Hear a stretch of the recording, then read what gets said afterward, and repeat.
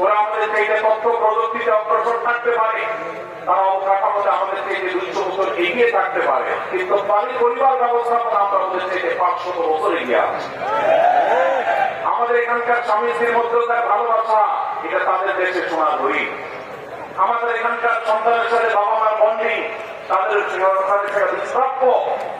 ভাই আমার, এই যে সমতার নাম দিয়ে, বৈষম্য দূরের নাম দিয়ে এই যে নতুন প্রস্তাবনা আসছে, এই প্রস্তাবনার ঋণ হলো পরিবার ব্যবস্থাপনাকে ধ্বংস করে ফেলা। কিভাবে সেটা? ছেলে এবং মেয়ে উভয় যখন সমান সমান হারে 1 টাকা 1 টাকা করে পাবে, তখন পশ্চিমাদের মতো ছেলে বলবে মেয়েকে, বাচ্চা মারা তুমি অর্ধেক শেয়ার করো, সংসার খরচ তুমি অর্ধেক শেয়ার করো, যেভাবে পশ্চিমা পৃথিবীতে আছে। এইটা যদি শুরু হয়, তখন পরিবার ব্যবস্থাপনা ওদের আল্লাহ রাব্বুল আলামিন বান্দা যে কোনো কাজ করলে সেটা যদি ইসলামের সাথে করে, দৃঢ়তার সাথে করে, উত্তম উপায় করে, যথাযথভাবে করে, সেই কাজটা যদি করার মতো করে, আল্লাহ তাআলা সেটাকে পছন্দ করেন এবং ভালোবাসেন। আমরা যদি রমজান মাসে সিয়াম এবং কিয়াম, রোজা এবং তারাবি, অন্যান্য আমল ইবাদত বন্দেগী গতানুগতিক ভাবে করে শেষ করি, আমরা যদি দায় সারা ভাবে শেষ করি, তাহলে এটা আল্লাহ তাআলার প্রিয় পাত্রে আমাদেরকে সামনে করবে না। আর যদি আমাদের প্রত্যেকটি ইবাদত বন্দেগী এটা হয় ইখলাসের সাথে, এটা হয় দৃঢ়তার সাথে, এটা হয় সুন্দরতম উপায়ে, এটা হয় যথাযথভাবে, তাহলে সেই ইবাদত আমাদেরকে আল্লাহর প্রিয় পাত্রে পরিণত করবে ইনশাআল্লাহ। প্রিয় ভাই আমার, রমজান মাসের সেই ইবাদত বন্দেগীগুলোকে যথাযথভাবে করবার প্রয়োজনে আগে থেকেই আমাদের যথাযথ প্রস্তুতিও থাকতে হবে। কারণ কথায় আছে, যে কোনো কাজের যথোপযুক্ত এবং প্রয়োজনীয় প্রস্তুতি গ্রহণ করা মানে হলো সেই কাজটির অর্থপূর্ণতা। যে কোনো কাজ প্রস্তুতি যত ভালো হয়, কাজটা তত ভালো হয়। প্রস্তুতি যত নর্মাল হয়, খারাপ হয়, কাজটা তত খারাপ হয়।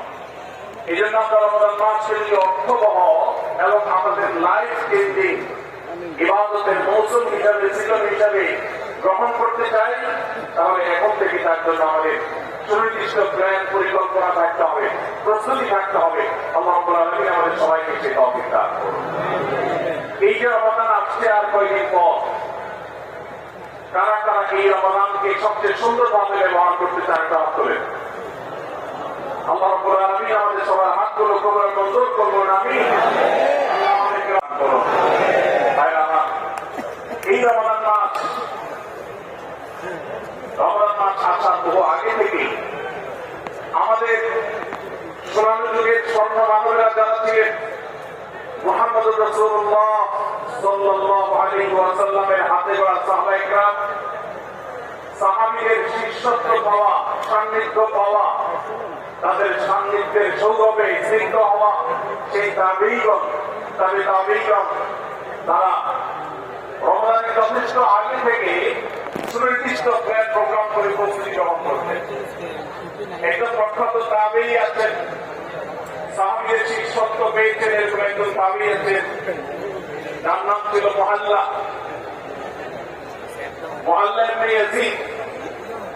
তিনি বলেছেন, সালাত বা পূর্বসূরীগণ অর্থাৎ সাহাবী তাবেঈগণ তারা রমজানের 6 মাস আগে থেকে, রমজান আসার 6 মাস আগে থেকে আল্লাহর কাছে দোয়া করতেন, রোজাদারি করতেন, কান্নাকাটি করতেন, এই মর্মে যে আল্লাহ রমজান মাস পর্যন্ত আমার হায়াত পাইয়ে দাও, আমি যেন রমজান পাই, রমজানকে যেন সুযোগকে যেন কাজে লাগাতে পারি, রমজানের সুবর্ণ সুযোগ যেন আমার খেলায় হারিয়ে না যায়, সেই জন্য আল্লাহর কাছে আগে থেকে এই নিয়ামত প্রাপ্তির জন্য দোয়া করতেন। আর রমজানের পরে বাকি যে 6 মাস, এই 6 মাস তারা দোয়া করতেন, আল্লাহ রমজানের যে সমস্ত আমল ইবাদত, যে সমস্ত নেক আমল বন্দেগী আপনি করার তৌফিক দিয়েছেন, সেগুলো যেন আপনি মেহেরবানি করে এগুলো মঞ্জুর করেন, অ্যাকসেপ্ট করেন, আপনি যেন সেগুলোকে গ্রহণ করে নেন, সেজন্য 6 মাস তারা দোয়া করতেন। তাহলে দেখা গেল সালাফে সালেহীন তাদের কাছে রমজান এত গুরুত্বপূর্ণ ছিল যে রমজানের আগের 6 মাস এবং পরের 6 মাস রমজান ভাবনায় তারা বর্ণনা করেছে। কোরআন ও হাদিস সম্পর্কে যাদের মৌলিক ধারণা আছে, হাদিসে রাসূল সম্পর্কে যাদের একটু ঘাটাঘাটিও আছে, তারা জানেন 2-3টা আমল সম্পর্কে কোরআন এবং সুন্নাহ সবচেয়ে বেশি সংখ্যক ভাষ্য বর্ণিত হয়েছে। সবচেয়ে বেশি সংখ্যক, এত ফজিলতে, এত তাৎপর্যে, এত মর্যাদা হাদিস আর কোন আমল সম্পর্কে সাধারণত দেখা যায় না। সেই কয়েকটি আমল যেগুলোর ফজিলত বিপুল পরিমাণ, যেগুলোর ফজিলত সম্পর্কিত হাদিসের সংখ্যা অনেক, সেই রকম আমলগুলোর মধ্যে থেকে অন্যতম আমল হলো এই রমজান কেন্দ্রিক আমল, সিয়াম, রোজা, এগুলোর ফজিলত। তো আমাদের রমজান কেন্দ্রিক প্রস্তুতি হিসাবে দ্বিতীয়ত যে কাজটি আমরা করতে পারি সেটি হলো এখন থেকেই রমজান মাসের কি কি ফজিলত আছে, সিয়াম সাধনার কি কি ফজিলত আছে, রমজানের কি কি আমল আছে, বিশেষ করে ফজিলত এবং মর্যাদার কথাগুলো আলোচনা শুরু করা এখন থেকে।